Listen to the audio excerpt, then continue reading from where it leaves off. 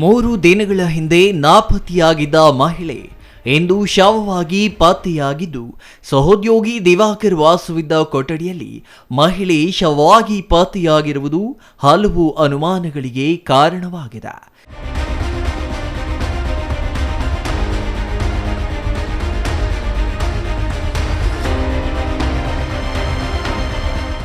ಚಿಕ್ಕಬಳ್ಳಾಪುರ ನಗರದ ಪತಂಜಲಿ ಮಾಳಿಗೆಯ ಸಮೀಪ ಮೃತ ಮಹಿಳೆ ದೀಪಾಳ ಸಹೋದ್ಯೋಗಿ ಎನ್ನಲಾದ ದಿವಾಕರ್ ಎಂಬುವನ ಕೊಠಡಿಯಲ್ಲಿ ಮೃತದೇಹ ಪತ್ತೆಯಾಗಿದೆ.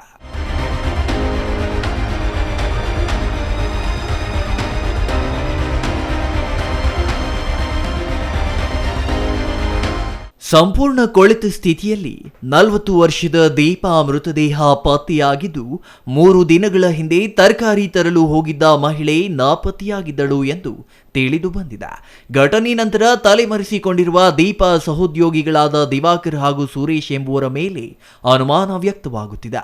ದೀಪಾ, ದಿವಾಕರ್ ಹಾಗೂ ಸುರೇಶ್ ಚಿಕ್ಕಬಳ್ಳಾಪುರದ ಬೇಕರಿಯೊಂದರಲ್ಲಿ ಕೆಲಸ ಮಾಡುತ್ತಿದ್ದರು ಎಂದು ಪೊಲೀಸರು ತಿಳಿಸಿದ್ದು, ಮೃತ ದೀಪಾ ಅವರೊಂದಿಗೆ ಸುರೇಶ್ ಹಾಗೂ ದಿವಾಕರ್ ಹಣಕಾಸಿನ ವ್ಯವಹಾರ ನಡೆಸಿದ್ರು ಎನ್ನಲಾಗಿದೆ.